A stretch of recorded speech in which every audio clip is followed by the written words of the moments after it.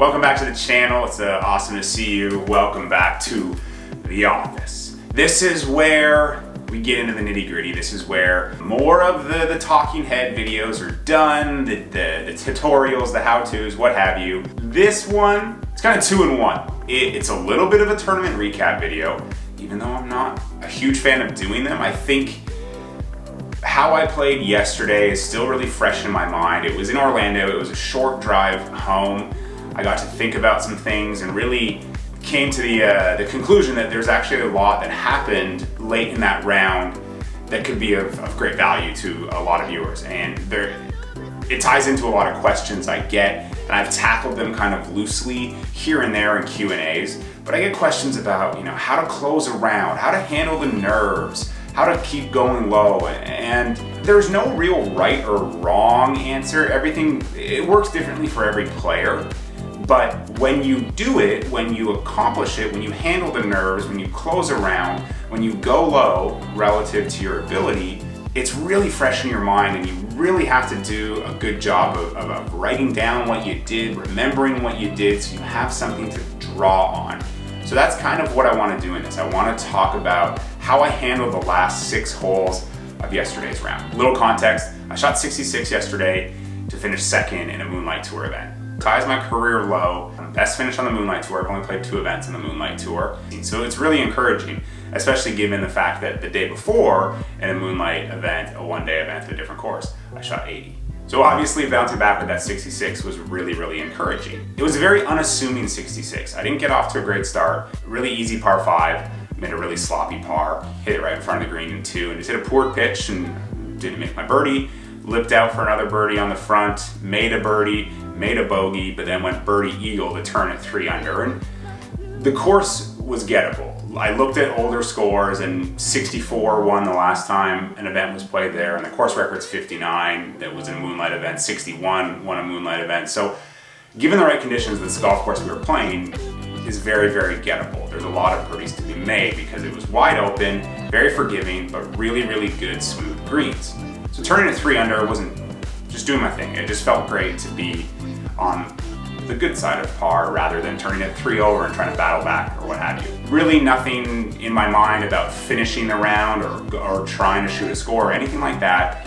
Got through 10, 11, 12 with some good shots. I was playing well, lipped out on 10, lipped out on 12. But then on 13 is when I started to realize I was feeling it. I was getting nervous. I was getting a little antsy. I was getting excited and getting ahead of myself. But I caught myself. One of the things I notice I do when I get a little bit nervous or excited, I get chatty with my group. So say we had a slow group in front of us. We were waiting quite a bit, and we'll talk. We'll have fun in the car or on the tee. But in those conversations, I don't separate the conversation to then going to hit the shot next.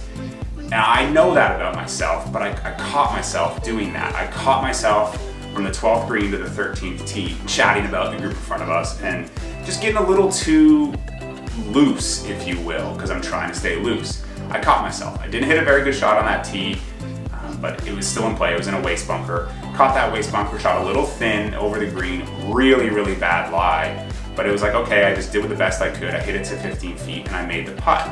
So now I'm going on the 14th hole, and I've only seen the golf course. I haven't played the golf course. Pretty gettable par 5. Hit a really good drive. This one as well. I saw the trouble left, I saw the trouble right, and for context, it's like 30 yards offline. So I had to regroup twice to hit this drive, and I smashed it. 530 yard par 5, and I had 206 in. And then I just stuck to my routine that I've been doing all day, hit 5-iron to like 25 feet, just left it short, a little uphill into the grain. I made birdie to get to 4 under. And at that moment, I said to myself, 3 more and you win this. So there's 4 holes left. I said, if I can get to 65, I'll win this tournament. I just had that feeling, and I had that confidence, and I had that determination. But I also had the other side of that was getting excited. These mini tour events were on carts. It's very easy to get on your phone, get distracted, and I made a deal with myself this year to leave my phone either in the car or in my bag and not touch it. Man, I wanted to text Kelly to to tell her how I was doing with 4 holes left, because I was getting excited. I was getting ahead of myself. But right then and there, like my self-awareness was really, really high, and I think that's a key to handling nerves, handling pressure. I said to myself, something I say to myself whenever I do play well, stay right here. Adam Scott, I saw an interview with him after he won the Masters, and that was what he was telling himself on Sunday throughout the entire Masters. Whenever he started to think about putting the green jacket on or finally winning a major, anything like that, he'd always come back and say, stay right here. And that's what I said to myself on that tee. Pretty wide open, but a little blind. I didn't know where to hit it. Like I knew where to hit it, but I couldn't pick a target. But again, I just slowly composed myself, stuck to my routine, and just focused on a target, and I smashed a drive down there. And then I hit a sand wedge to like 4 feet. I made birdie, so there's one of the 3. And what's ahead of me was a par 3, a par 4, and a par 5. Par 3, 192 yards, and I'm feeling it. I'm now 5 under par, going in on my goal. I've got the tee, I've got the honor. I wanted to go right there, but we're waiting. So then the group behind us, the public play behind us comes up. We're chatting. I'm catching myself do the same thing, getting too loose, too chatty, too excited. Slowed down, regrouped a couple times, but I still had really bad images in my head. 192 yards, very big green. Greens are soft, bunker short, houses way right, and to be honest, I thought I was gonna shank it. Like I had that thought walking from the tee to the green. I just had a negative thought. But again, composed myself, did everything I could in my routine, and then just over the ball, mid-swing, I made a poor swing, just kind of a don't hit it right, and I just pulled it. The wind kind of moved it, so it went left of the green.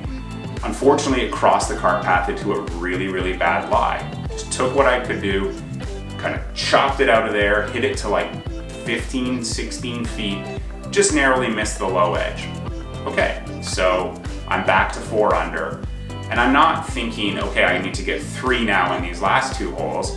I just said to myself, keep doing what you're doing, stay right here, hit this next shot. It's a wedge on the next hole, hit it close, you can make a birdie.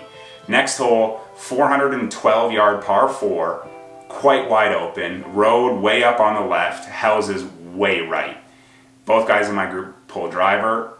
I just had a bad vision of just blooping driver way right out of bounds, so I didn't hit driver. A little bit of wind helping, knew I was gonna hit 3-wood, I trusted a little bit more, and I was fine with being a little further back than if I had hit driver. Went through my routine, made my commitments, and I destroyed this 3-wood. I hit as far as the guys' drivers. I had 116 yards in. I hit almost 300 yard 3-wood.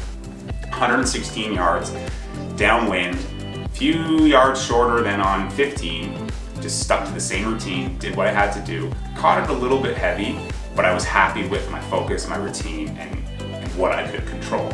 Go up there, I've got 32 feet for birdie. I make 3 that I wanted to get to win. I knew if I eagled 18, I'd win this tournament. Same direction as 17, the wind's helping us.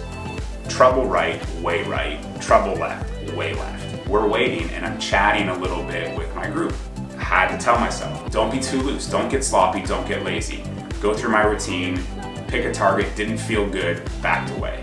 Go through my routine, stand up over it, pick a target. Don't make an awesome swing, but I still kept it in play, kept it in the right side of the rough, and this hole moves a little to the right, so it's actually better. 545 yard par 5, but quite a bit uphill. Hitting in the right rough wasn't the end of the world because it gave me a straighter line as opposed to kind of coming across. So I had 245 uphill downwind to the flag. On the 9th hole, I had 245 out of a waist bunker, and I hit my rescue to like 10 feet and made an eagle. So I had that in my mind, but I'm just like, man, my adrenaline's high. If I hit this and if I go long, it's gonna be hard to get up and down for birdie. So my 3-iron's like 230, 235 club. I had 245 flag, adjusted uphill, probably 255 at least, but I had a good lie and the wind was behind me. And I just roped this 3-iron. I trusted myself so much over that shot, and I drew on the 5-iron I hit from 206 that was a really strong long iron. So I just drew on that, trusted myself, and let it go. Hit a great shot right at the flag, and the greens were softer, so it didn't release. So I had 27 feet for eagle. And as I'm going up there, I'm thinking so many things. If I make this putt, I win, in my mind. I make this putt, it's the lowest round I've ever played as a professional. I make this putt, it's the first time I've made 2 eagles as a professional. So that was fun. That was exciting to think these things driving up. But then when it came time for me to putt, I said, stay right here. And I silenced it all, hit a really great putt, and it just caught, like the grain just got it at the end, caught the low side of the hole, tap in for birdie to shoot 66, and now you race in. I was the last group, there's no live scoring.